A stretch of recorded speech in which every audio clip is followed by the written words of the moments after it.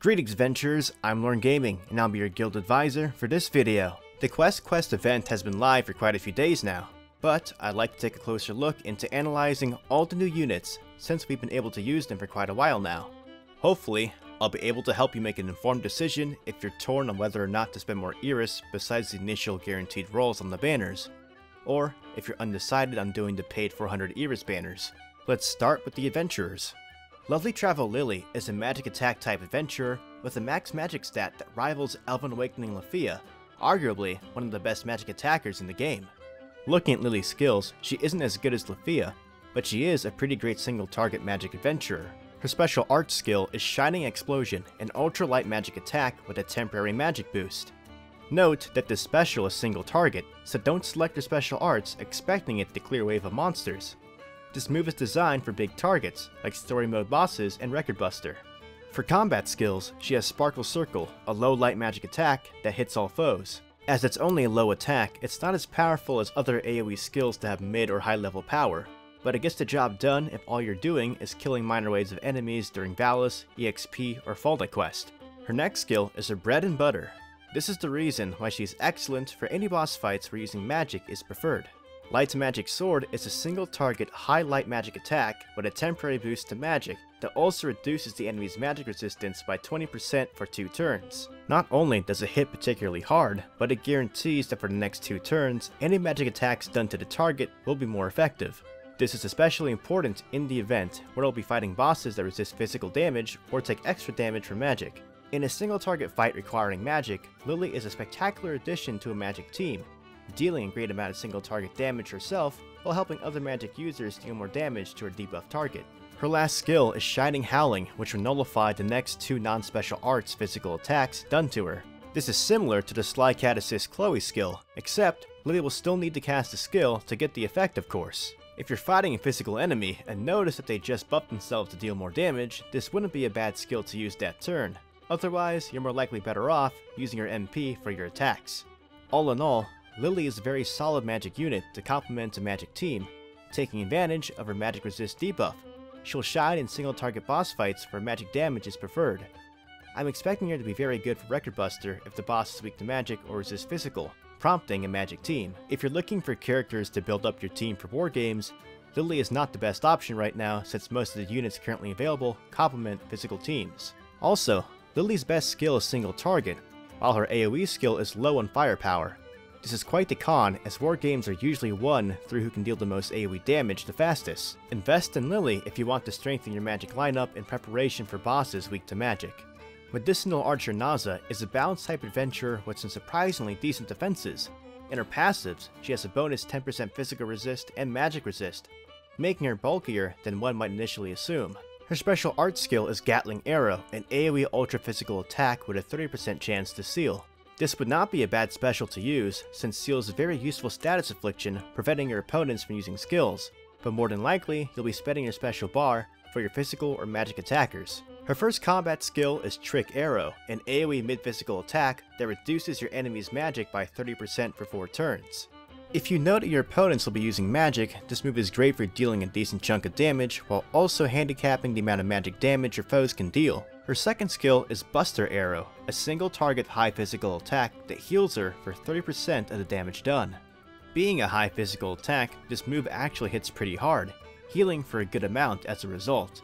Usually, you'll stick to this move after getting your magic debuff on the enemy, as well as the buff from her third skill, Hiding Position. Hiding Position gives all your allies a 30% magic resist buff for 4 turns. The combination of Hiding Position's magic resist buff and Trick Arrow's magic debuff makes Naza a nightmare for magic enemies. While Naza debuffs enemies and buffs allies, she'll be laughing at your magic enemies, healing the minuscule amounts of magic damage done to her with her life-stealing Buster Arrow skill.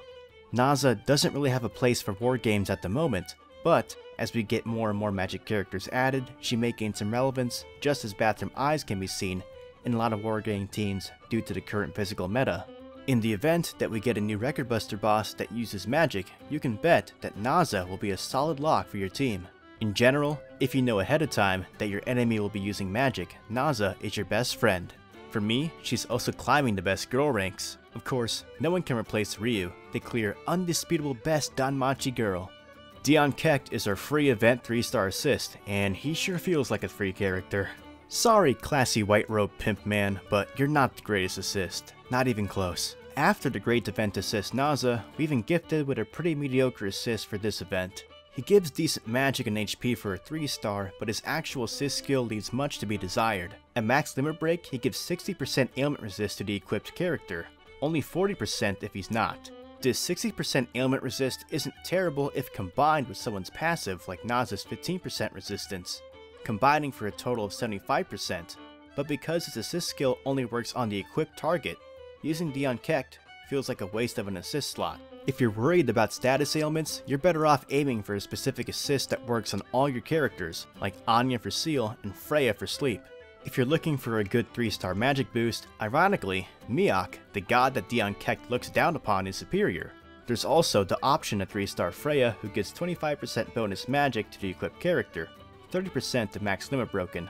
Overall, Dion Keck is overshadowed by a lot of other assist characters, but it wouldn't hurt getting his bonds, especially if you don't have many of the specific ailment resistance characters yet. The new 3-star modern medicine Ameen gives a good amount of HP and decent defense, but the reason most of you probably want her is for poison resistance, 75% at rank 6 and 100% at max limit break. Her poison resistance is useful if you're using Sparkle Princess Eyes or Elven Awakening Lafia in wargames, because a lot of teams like to run Miak as an assist, which will apply poison to your team in the beginning of the match. This prompts any character that has a skill that cures ailments to use that skill immediately to cure the poison, effectively wasting your character's turn, which could spell doom for your wargame attempt. Equipping Ameen can prevent that poison from happening. Of course, if you're not using Eyes or Lafia, you won't need to worry about poison. If you have poison resist anklets, you can equip those to Eyes or Lafia and use your assist slot for something else. To summarize, Ameen is there for you when you need some good old poison resistance. Our last character to go over is the new 4-star assist, another Hestia. Back-to-back events with the new Hestia.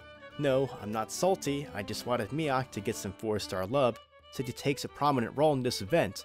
But we gotta capitalize on Hestia's waifu capabilities, so here we are. The new Olobrod Hestia gives a great amount of HP and defense, while having even amounts of strength and magic at max limit break. Her skill gives 75% stun resistance to all your allies, and a 6% endurance debuff to your foes. This changes to 100% stun resistance, and 8% endurance debuff at max limit break. She gives some pretty good defensive stats if you need to beef up one of your weaker characters defensively, but she will pretty much replace your Misha if you've been using her for stun resistance. The endurance debuff to foes also helps when it comes to dealing more damage to your enemies. Note that if you use her in conjunction with beautiful Admirer Freya, their endurance debuffs will not stack and the game will use whichever one is higher. To summarize, the new Hestia is best for fights where you'll need stun resistance, or if you just need an assist to make a character more tanky. Let's go over all the characters one more time. Lovely Travel Lily is a great unit for single target magic damage and complements Magic Focus teams very well. Medicinal Archer Naza is the go-to unit for fights against magic-wielding enemies. Dion Keck is pretty much a budget 3-star assist for general ailment resistance. He's there if you don't have any other options. Modern Medicine Ameen is the assist you'll use for poison resistance. Olobrod Hestia is your go-to for stun resistance while packing in some great HP and defenses as well.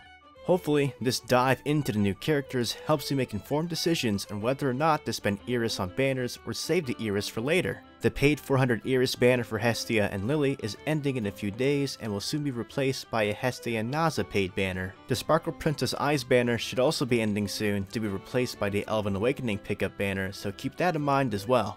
If you found this video helpful or informative, please give me a like and subscribe to my channel for more content. To stay updated on what I'm doing, follow me on Twitter and join my Discord for any questions and discussion.